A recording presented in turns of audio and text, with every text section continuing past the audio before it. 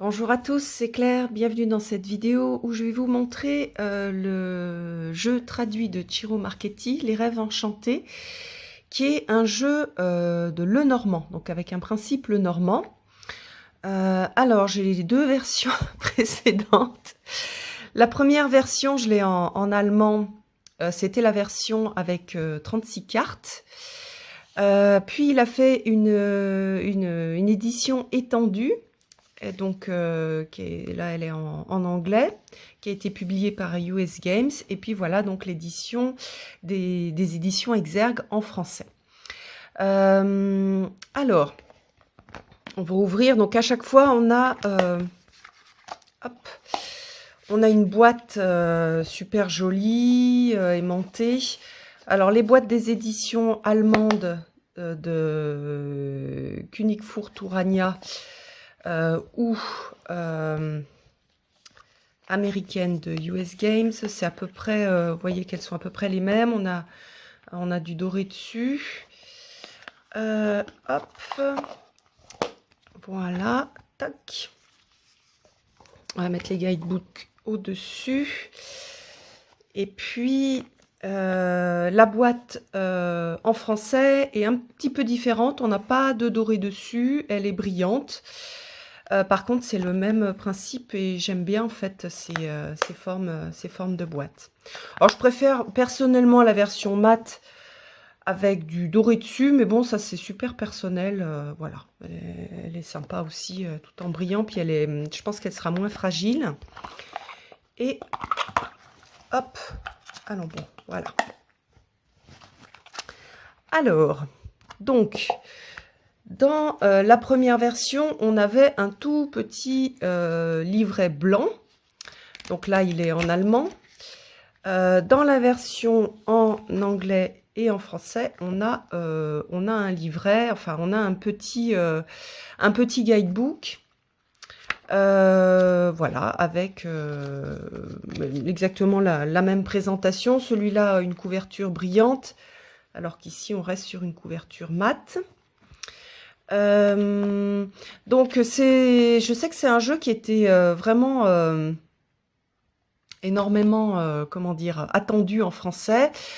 Alors le Lenormand, c'est un jeu qui est tout le temps, enfin qu'on utilise tout le temps de la même façon. Donc pour les 36 premières cartes, si vous avez un Lenormand et un livre de Lenormand, vous pouvez prendre n'importe quel autre Lenormand, il va fonctionner de la même façon. Par contre, Ciro Marchetti a fait des cartes supplémentaires et donc on a à la fin les cartes supplémentaires. Donc on les regardera tout à l'heure. Donc il y a le temps, le dé. Donc à chaque fois une petite explication sur la signification de la carte. Et puis, à la fin, on a comment utiliser les cartes additionnelles. Voilà, donc, et puis des tirages qui sont proposés là par Tally Goodwin. Donc, c'est un peu des références dans le Lenormand. Donc, on a des choses intéressantes. Si vous voulez vraiment devenir un pro du Lenormand, ça ne va pas vous suffire, un tout petit livre. Il va falloir investir dans un livre un petit peu plus gros. Mais pour commencer, c'est pas mal. Et puis surtout, on a les explications des cartes supplémentaires. Alors, au niveau des cartes, donc la version en allemand est plus... les cartes sont un petit peu plus souples, mais elles sont déjà pas mal épaisses. Enfin, j'ai l'impression, c'est difficile en fait de se rendre compte, mais si, j'ai l'impression que c'est un tout petit peu plus souple. Vous voyez que les cartes sont brillantes. Dans la version en français, les cartes sont un peu moins brillantes. Alors, je ne sais pas si on peut le voir là. Vous voyez, la texture n'est pas tout à fait la même. Et puis sur le dessus, voilà, c'est un peu plus... C'est du brillant, mais un peu plus mat que le brillant très très brillant de la version en anglais. Après, au niveau des cartes, donc là, on va le mettre de côté, hein, parce que ces cartes-là, c'est exactement les mêmes. Oui, celle-ci, je l'ai remise dans l'ordre. Donc, on va avoir les mêmes cartes. mince. Hop, voilà, on va commencer par le 1. Ah non, je ne les ai pas remises dans l'ordre. Zut. Bon, bah, je vais vous montrer celle-ci. Ah, c'est celle-ci que j'ai remise dans l'ordre. Bon. Donc, vous voyez qu'à chaque fois, on va avoir exactement les mêmes cartes avec un rendu de couleur peut-être un tout petit peu différent. Ici, je trouve que c'est très légèrement... il y a un peu plus de contraste. Du coup, ça ressort pas mal. Mais en fait, le fait que ce soit plus brillant, je préfère sur ces cartes-là. Mais en même temps, le trop brillant, quand on tire les cartes, ça brille. Donc, c'est pas forcément toujours hyper agréable. Et puis, le rendu des couleurs, je sais pas si on va voir ici. Vous voyez qu'il est plus franc ici. Donc, c'est plus joli. On voit plus les détails. Voilà, donc sinon, comme ce ne sont pas des cartes où il y a des choses écrites dessus, on a exactement la même chose. Donc voilà, pour le cavalier. Qu'est-ce que j'ai pris comme... Alors attendez, tenez, ça c'est la version en anglais. Et là... Oui, il y avait déjà eu un travail entre la version allemande et la version anglaise au niveau de...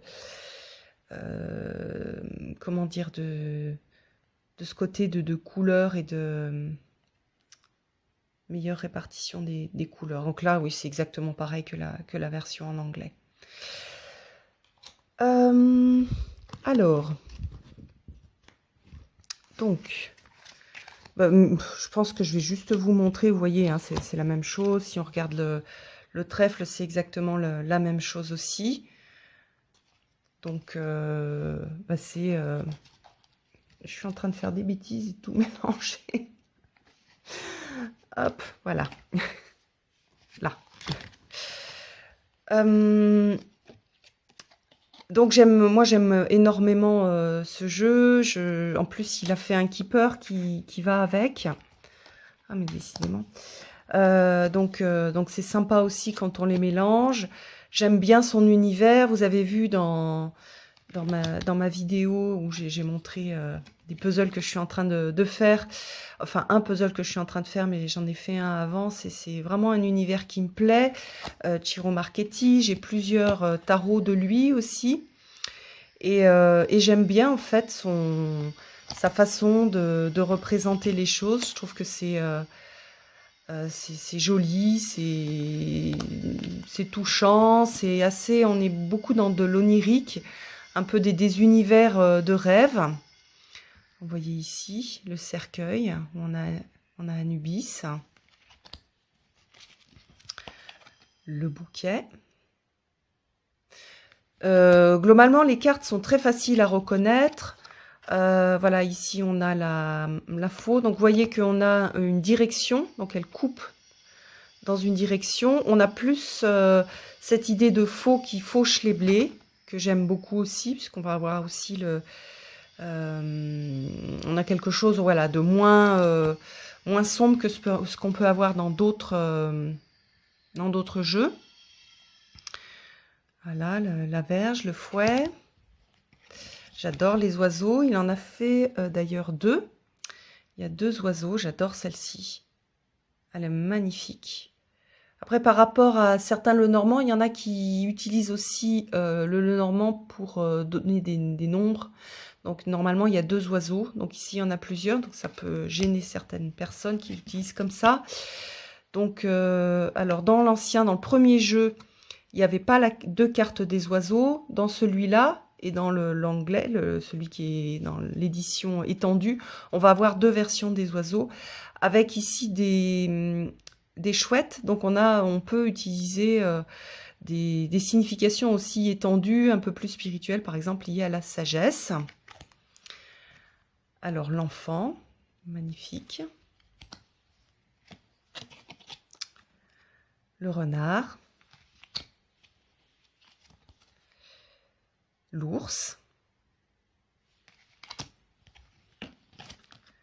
l'étoile qui est magnifique, Enfin, c'est les étoiles. Zut. La cigogne. Le chien, c'est son chien à lui. Donc, vous voyez qu'il a changé le chien entre la première et la deuxième édition. Donc, c'est... Voilà. Celle-ci est plus touchante parce qu'on a plus un petit chien. La tour. Jardin. Très sympa le jardin, j'aime beaucoup. Le mont. Chemin. Avec cette idée de choix. Donc là, on n'a pas des chemins, on a des escaliers, mais l'idée est très très bien respectée. Mais puis on a aussi cette idée de... Il n'y a pas un mauvais chemin et un bon chemin, il y a deux façons d'arriver à des endroits différents. Je trouve ça assez intéressant parce que même au niveau de la signification intrinsèque sur les chemins et sur ce qu'on peut mettre derrière, parfois on dit est-ce qu'il vaut mieux que je fasse ça ou ça, et en fait c'est deux chemins avec deux choses différentes à vivre, et il n'y en a pas forcément une qui est mieux que l'autre. Donc voilà. J'adore, ça c'est ce qui m'a fait craquer la première fois que je l'ai vu, c'est les souris. J'adore. Il y a un côté un peu mutin, c'est super, c'est super touchant ces petites souris. Le cœur avec les signes, une idée d'amour et de grâce. L'anneau. Donc vous voyez, très très facile de reconnaître les cartes. On met pas, voilà, d'un premier coup d'œil, on va tout de suite reconnaître. À quoi signifie, ce que représente la carte. Vous voyez la lettre. Vous voyez qu'il a mis une petite lettre en français. Alors, l'homme. Donc ici, on a deux hommes. Un peu plus sauvage, un peu plus, un peu moins sexy, un peu plus sérieux. Hop. Et puis, on va aussi avoir deux femmes. Hop. Alors, ça permet soit de choisir une représentation différente, soit, quand on a des couples homosexuels, d'utiliser deux femmes, au lieu de mettre une femme et un homme. Voilà, ou deux hommes, si on a un couple homo. Masculin, voilà. Le lys. Soleil, magnifique. La lune. La clé. Les poissons. Ah oui, ce que j'ai oublié de dire, c'est qu'on a la carte. Hein. Donc là, ici, vous voyez, 9 de pique. Donc les gens qui travaillent avec les cartes de cartomancie sur le Lenormand, vous avez... Alors, c'est pas vraiment la représentation de la carte, mais on a un petit indice. Voilà. Moi, je les utilise pratiquement pas, donc... Mais j'aime quand même bien les avoir. Et puis, dernière carte du Lenormand traditionnel, la croix. Voilà. On a une croix plutôt orthodoxe avec Jésus et Marie en bas, qui est magnifique. Donc, quand on a le tout petit coffret, celui-là, on va avoir que ces 36 cartes. Quand on va avoir le Gilded Reverie Expanded Edition ou celui en français, on va avoir toutes les cartes que je vous ai montrées à droite. Donc, les cartes supplémentaires de l'homme et de la femme, des oiseaux aussi. Et puis, on va voir les cartes que je vais vous montrer maintenant. Donc, ça, c'est bien la version française.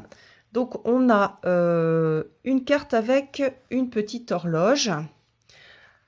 Voilà, j'adore. Elle est magnifique. J'adore ces cartes au niveau esthétique. Je les trouve vraiment, vraiment très, très belles. Donc, c'est la carte 37. Donc, on va aller voir la signification de cette carte 37. Donc, c'est la carte du temps. Alors, j'amène le temps au premier plan. Je peux approcher ou simplement passer. Vous devez donc être attentif. Utilisez-moi avec sagesse Afin d'offrir une perspective, regardez ce qui m'entoure pour mieux comprendre ce que j'implique. Certaines cartes peuvent me ralentir, mais si vous agissez vite, vous remportez la mise. Alors, les horloges des rêves enchantés symbolisent la mesure du temps. L'horloge tourne et la vie est transitoire par nature. Il importe donc d'en savourer chaque seconde et de vivre pleinement. Alors, vous voyez qu'il y a beaucoup de choses. On a aussi des choses au niveau du contexte. Voilà, et après on a les rêves enchantés incluent des différentes manières de représenter le temps, donc le coucou, le cadran solaire, donc il explique en fait la représentation de la carte, le sablier, le coq, la bougie et bien d'autres cadrans objets. L'horloge projette des ombres du temps en arrière-plan, une allusion au fait que le temps n'attend personne. Elle peut se comparer aux chronométreurs naturels que sont le soleil et la lune. Voilà. Donc ça, c'est le temps. Ensuite, on a cette carte-là, qui est la carte du pont. Donc vous voyez, on a bien un magnifique pont. Ça fait très héroïque fantasy, je trouve, hein, comme univers. Donc là, le pont. Je suis proche ou lointain, large ou étroit, escarpé ou plat, mais quelle que soit mon apparence, j'incarne notre lien avec les lieux, personnes et instants. Je traverse les espaces qui vous séparent et raccourcis la distance qui peut vous rapprocher. Donc, symbole de transition et de dépassement des obstacles, le pont constitue le moyen de franchir un fossé et offre de nouvelles opportunités. Donc, vous voyez, ensuite, on a d'autres choses. Donc, il a quand même mis pas mal de choses. Et c'est super intéressant. Vous voyez, il peut aussi signifier la réconciliation, les connexions ou la construction de ponts entre les hommes. Selon un autre sens, il incarne un lieu de rendez-vous, d'interlude ou de rencontre. S'il est associé au temps, il annonce une réunion furtive et la lettre et l'anneau. La résolution rapide d'une question contractuelle. Voilà, donc c'est une carte assez sympa. Alors, j'adore la carte du dé. On a cette idée de destin et de risque. Je suis le risque, le pari que vous choisissez de relever. J'incarne l'incertitude et l'acte de foi, mais aussi la promesse d'un changement. Les cartes négatives qui apparaissent à ma droite préfigurent le mauvais sort. Les cartes positives ouvrent la porte du bonheur. Vous sentez-vous bien et chanceux? Les 2 dés constituent un élément de chance et d'opportunité, une possibilité et un nouvel événement. Un nouvel élément à introduire dans la situation en cours. Voilà, donc vous voyez aussi, on a pas mal de choses sur ce dé. Ensuite, on a le masque. Alors j'aime bien parce que il y a un côté qui est très psychologique sur les masques que l'on peut mettre. Qu'est-ce qu'il met, lui ? Contemplez les tréfonds de votre âme, qui voulez-vous amuser? Je symbolise l'équilibre entre les contradictions et j'inclus les contraires. Ah, on a cette idée de masque de théâtre, en fait, où on a les contraires avec les différents masques. Je projette vos émotions ou je les dissimule. Donc là, vraiment, cette idée de masque. À droite d'une carte, j'insuffle la joie. À gauche, la mélancolie. Donc, il a respecté un peu cette idée de donner des directions aux cartes. La mélancolie, oui, mon visage peut convenir à toutes les occasions. J'incarne tous les rôles, la vérité ou la dissimulation. Je suis votre création. Voilà, il représente un jeu de rôle, etc. Donc, c'est sympa aussi. Même chose, hein, il y a beaucoup plus d'infos sur le texte. Qu'est-ce qu'on a d'autre? Le puits. Alors, mes significations symboliques sont multiples. Les souhaits, les ressources, la créativité et la guérison. Si vous fouillez attentivement mes ténèbres, vous découvrirez vos véritables pensées et vos vœux les plus secrets vous seront dévoilés.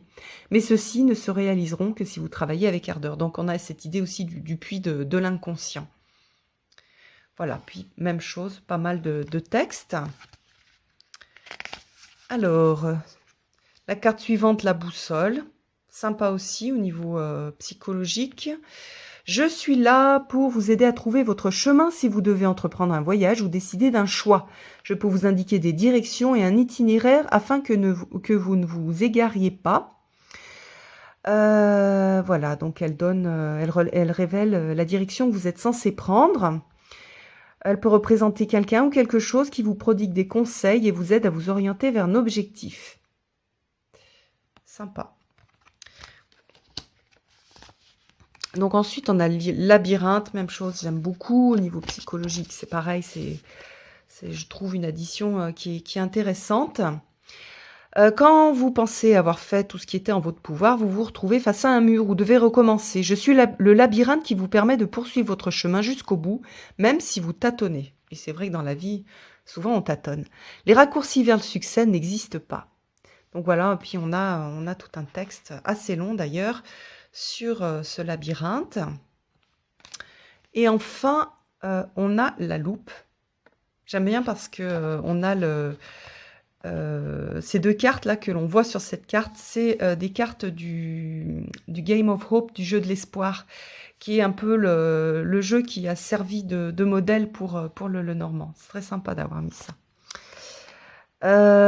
Alors pour la loupe, je vous suggère d'examiner plus attentivement la situation, etc. Voilà. Alors, donc en résumé, moi c'est un Lenormand que j'aime beaucoup, beaucoup, pour l'utiliser en Lenormand, mais c'est vrai qu'avant j'étais plus, comment dire, un peu plus stricte sur le Lenormand, et je disais attention, le Lenormand, faut l'utiliser vraiment comme un Lenormand. C'est pas un oracle, comme on peut en voir dans les oracles de Trédaniel. Il faut utiliser le système Lenormand. Avec les cartes de Ciro Marchetti, je trouve qu'on peut faire pas mal de choses. Donc on peut l'utiliser avec le système Lenormand. Mais là, on a énormément de cartes. On a 44 cartes, dont les cartes supplémentaires, qui sont des cartes qui, je trouve, ressemblent beaucoup à des cartes d'oracle classiques. Et donc, pour moi, c'est un jeu qui peut être utilisé de plein de façons différentes. En plus, comme il y a le petit guide qui apporte pas mal d'ouverture, c'est un jeu qui... Oui, qui peut être donc soit je vais prendre les significateurs, donc la femme, l'homme, et puis je vais faire un tirage, un grand tableau. Enfin, les cartes sont assez grandes, hein. Oui, j'ai oublié de vous dire. Par rapport à un jeu de cartes traditionnel, est-ce que j'en ai un là à côté de moi? Non. Alors, 2 secondes. Je vais prendre le Sacred Creators, qui a une taille de tarot. Donc ça, c'est une taille de carte de tarot. Donc vous voyez qu'on a presque des cartes de tarot. Elles sont juste un tout petit peu moins hautes. Donc c'est pas des tailles type carte à jouer. Donc pour faire un grand tableau, il va falloir se poser par terre et avoir énormément de place. D'ailleurs, je l'ai pratiquement jamais utilisé pour faire des grands tableaux. Moi, je l'utilise pour faire des tableaux. Les plus grands que j'ai fait, c'est 3 par 3, donc de 9 cartes. Ou alors pour faire des tirages avec 3 cartes. Donc on va mettre 3 cartes et on va faire l'interprétation des 3 cartes. Mais je trouve donc, c'est ce que je disais tout à l'heure, que c'est aussi un jeu où je peux me faire un tirage, le tirage de la journée. Donc par exemple, je vais prendre une carte. Bah là, j'ai le pont. Et je vais lire la signification de la carte. Et je vais voir dans ma journée comment je peux faire des ponts. Quels sont les ponts qui sont cassés, que j'ai à refaire. Qu'est-ce que ça veut dire en termes de... voilà, est-ce que c'est au niveau pratique, ces ponts-là? Est-ce que c'est au niveau émotionnel? Est-ce que c'est au niveau relationnel, etc. Donc voilà, donc cette carte, évidemment, elle s'y prête bien. Mais si on prend une carte plus traditionnelle, par exemple, on va regarder le cavalier. Je tire une carte, j'ai le cavalier pour la journée. Et je vais lire... le cavalier. Alors, j'apporte toujours des nouvelles. J'aime bien le petit texte où c'est la carte qui parle. Je trouve ça assez touchant. Et du coup, assez percutant au niveau de la lecture. Alors, moins quand on fait comment dire, quand on fait le Normand, quand on travaille vraiment avec le système Lenormand, finalement, il manque des mots-clés là. dans ce petit livre. Mais quand on veut le faire, l'utiliser en oracle classique, finalement, ça, c'est très bien. Donc voilà, pour le normand traditionnel, il manque des mots-clés peut-être dans le livre, pour ceux qui n'ont pas l'habitude d'utiliser le normand. Pour ceux qui ont envie de l'utiliser de façon plus, on va dire, plus cool, plus en développement personnel, ça c'est vraiment une aide d'avoir un texte qui est écrit sous forme, pas sous forme de mots-clés, mais par exemple ici où la carte est personnalisée. Donc j'apporte toujours des nouvelles. Attendez, on va le mettre à côté. Observez ce qui m'entoure pour découvrir ce qu'elle contient, ce qu'elles contiennent. Donc là, ça veut dire que si jamais j'ai fait un tirage avec plusieurs cartes, je vais regarder de chaque côté. Je peux venir vous rendre visite et vous offrir de véritables changements. Je suis rapide et toujours en mouvement. Si une carte négative apparaît à mes côtés, il est probable que vous n'apprécierez pas la réponse. Donc, on a cette idée de cavalier. Et par exemple, si j'ai le tirage de la journée, je vais chercher quelles sont les nouvelles qui arrivent. Et par exemple, je peux aller chercher les synchronicités. Quelles sont les synchronicités que je peux remarquer dans ma journée et qui me donnent des indications? Ou alors, je fais un tirage classique et je vais regarder qu'est-ce qu'il y a après le cavalier pour voir qu'est-ce qu'il apporte. Alors, donc, il est porteur de nouvelles, c'est la première carte du jeu et elle annonce des nouveautés. Dans l'oracle des rêves enchantés, une cavalière rêveuse chevauche un cheval de manège. Ce cheval qui, dans les contes de fées, délivre les messages. Peut-être même est-elle Iris, la messagère grecque des dieux. Donc, vous voyez que pour chaque carte, c'est intéressant parce qu'il décrit,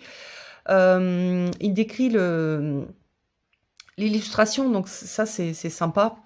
On n'en a pas besoin normalement dans le normand, mais ça apporte quand même quelque chose, je trouve, de très sympathique. Alors, le sac de messages fixé sur son épaule peut suggérer des messages supplémentaires destinés à différentes destinations au cours de son voyage nocturne. Elle tient dans sa main une enveloppe blanche dévolue à la lecture en cours. Le carrousel constitue la métaphore idéale car cette carte représente la naissance d'un nouveau cycle et la mort d'un ancien. C'est vrai que le carrousel, au départ, ça m'avait un peu gênée quand j'ai eu ce premier le normand. Et je trouve que finalement, cette idée de carrousel et de chevaux qui tournent en rond, on a cette idée de cycle. Alors, pour les chevaux qui tournent en rond, c'est un peu toujours les mêmes, toujours le même cycle. Dans la vraie vie, on n'a pas toujours le même cycle, c'est pas toujours au même endroit qu'on tourne.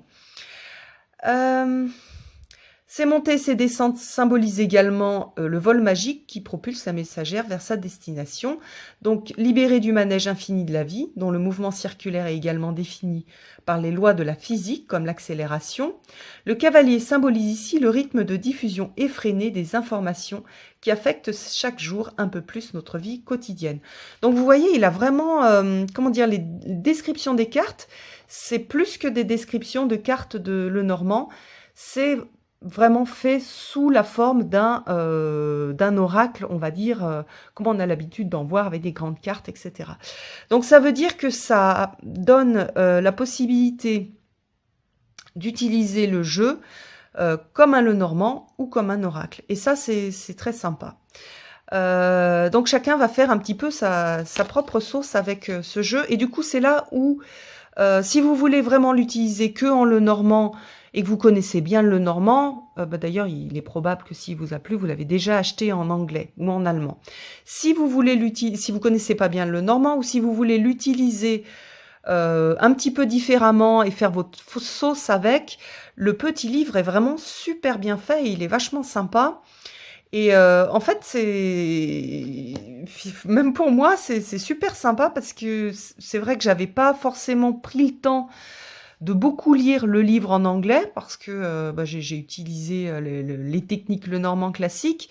Et là, ça donne envie de presque faire des tirages pour la journée. Donc, il est vraiment bien parce que on a cette proposition aussi de l'adapter à sa sauce et d'en faire un jeu personnel avec une façon très personnelle de l'utiliser.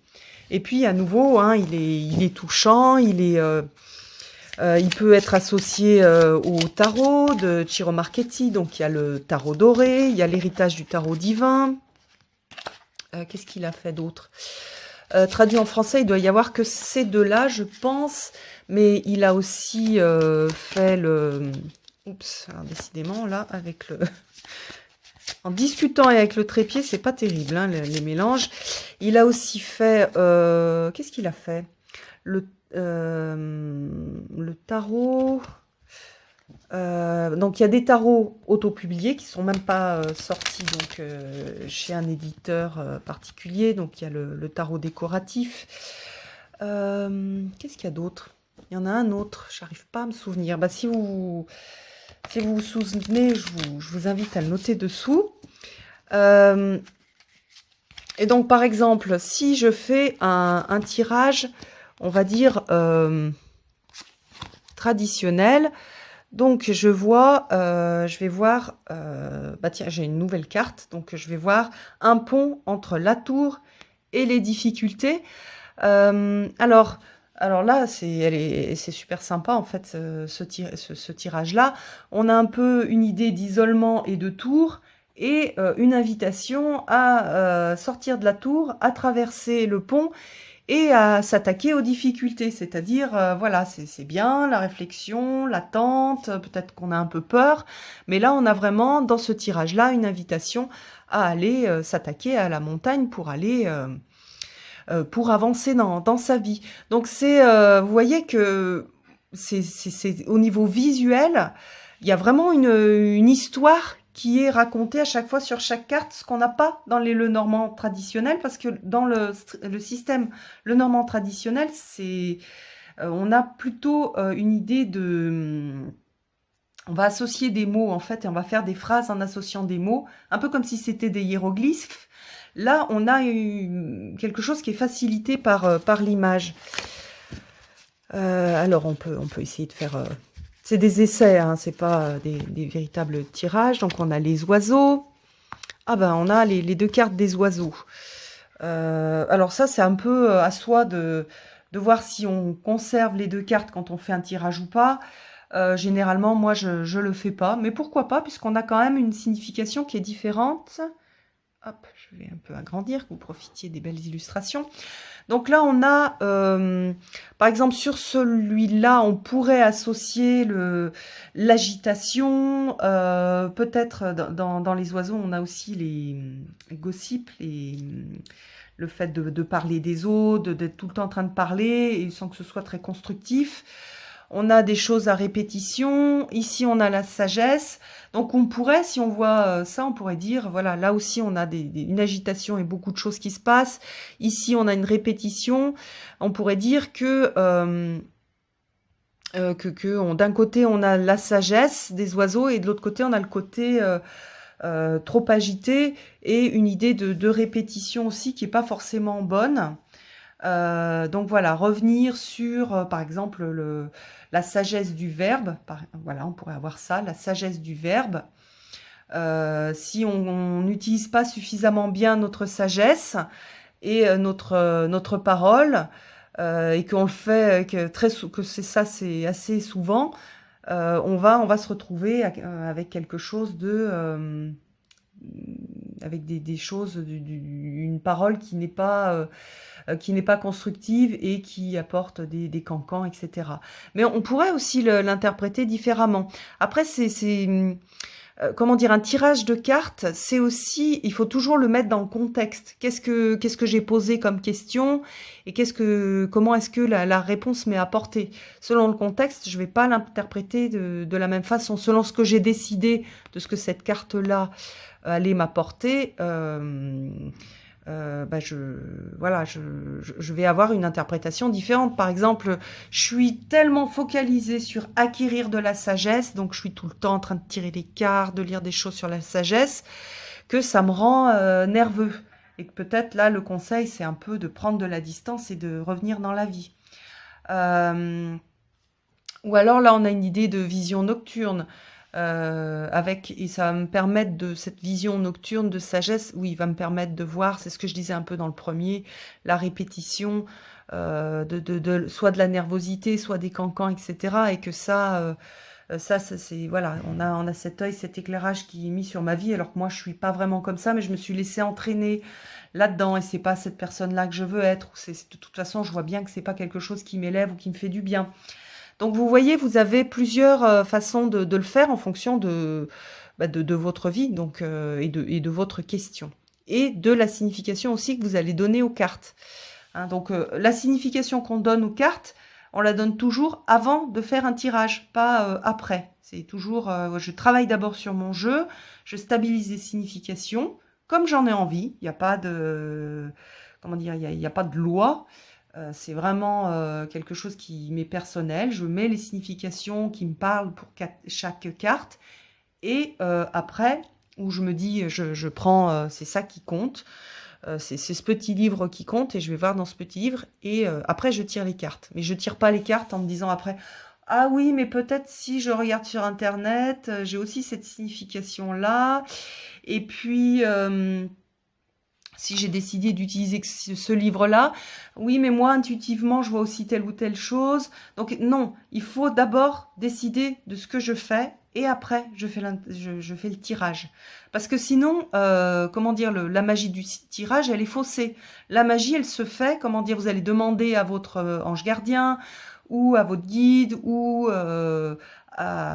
peu importe, hein, à qui vous demandez de cette aide, à votre partie, à votre sagesse intérieure, et elle va vous répondre à travers les cartes. Et les cartes, c'est comme un alphabet. C'est comme un... comment dire, ce sont des indices qui vont vous être donnés pour avoir votre réponse. Et ces indices-là, ils vous sont donnés à partir de la langue que vous avez stabilisée. Vous ne pouvez pas poser une question et puis avoir une réponse avec un peu d'allemand, un peu d'anglais, un peu de turc, et puis donc ça va vous donner quelque chose qui va être incompréhensible. Donc toujours stabiliser, c'est vraiment pour toutes les cartes, toujours stabiliser votre signification avant de tirer les cartes. Et après, la magie fait que vous allez avoir les bonnes cartes. Mais s'il n'y a pas de signification stabilisée derrière les cartes, vous allez avoir n'importe quoi. Voilà. En fait, la magie ne va pas savoir comment vous répondre, parce qu'elle ne sait pas ce que vous allez mettre derrière chaque carte. Voilà, c'est important à comprendre. Il faudra peut-être que je fasse une vidéo là-dessus, parce que c'est tellement important, il y a tellement d'erreurs qui sont faites quand on n'est pas, on part pas là-dessus, que bah, c'est vraiment dommage, alors que c'est super simple à faire. Donc, par exemple, ici, les oiseaux, je prends le 12. Hop. Les oiseaux. Alors voilà, les oiseaux. Donc là, j'ai les oiseaux 1. Donc si j'ai décidé de prendre ce livre, je regarde un appel téléphonique, un texte ou un rendez-vous. Tel est mon mode de communication. Je participe à des réunions, des entrevues et j'adore négocier. Je peux être votre frère, sœur, votre amant ou votre compagne. Je symbolise les couples. Donc on a aussi l'idée de couple qu'on voit pas trop là-dedans, mais qu'on a dans la carte traditionnelle, dans les vieilles cartes de Lenormand, où on n'a que 2 oiseaux. Cette carte indique le verbiage, les commérages ou la transmission d'informations à caractère positif, comme toujours en fonction des cartes qui l'accompagnent. Donc là, vous voyez, comme on a celle-ci, ça fait plutôt commérage. Des voix multiples qui s'unissent sont plus puissantes qu'une seule et unique voix. C'est également la vision moderne de la communication de masse. Il peut s'agir d'une simple nouvelle qui voyage rapidement ou qui est largement diffusée, surtout si elle apparaît avec le cavalier. C'est aussi l'univers croissant de Facebook et Twitter. Donc, ils ont modernisé les cartes, ça c'est bien aussi. Elle peut signifier littéralement tweeter, mais la communication peut ici être déformée sous l'effet du téléphone arabe. Dans les contes de fées, personnages ont parfois la capacité de comprendre le langage des oiseaux. Il se peut que cette carte indique un malentendu, en particulier lorsqu'elle est associée au bouleau ou à la verge. Donc vous voyez ici on a la verge, donc on a un malentendu. Donc il y a peut-être quelque chose lié à la sagesse qui pourrait être apporté sur un malentendu. Le hibou, donc on va voir ce qu'il dit. C'est le symbole de la communication, mais de nature moins frivole. Il peut partager sa sagesse ou vous exhorter à écouter les propos de vos aînés ou de vos amis érudits. Il peut également vous souffler de rechercher autour de vous d'autres signes essentiels. Donc ici, on aurait, si j'ai décidé d'utiliser le livre, je vais rechercher, je vais apporter de la sagesse sur peut-être des malentendus, des choses qui n'ont pas été comprises. Donc voilà un petit peu pour ce jeu-là, qui est pour moi une petite merveille. Je suis super contente que Très Daniel l'ait traduit. Je m'attendais pas du tout à apprécier autant le petit livre. Et donc c'est chouette en fait, parce que bah, moi aussi j'en profite. Et je suis vraiment contente de vous montrer ce très beau jeu. Voilà, je vous embrasse tous et puis je vous donne rendez-vous pour une prochaine vidéo. À bientôt!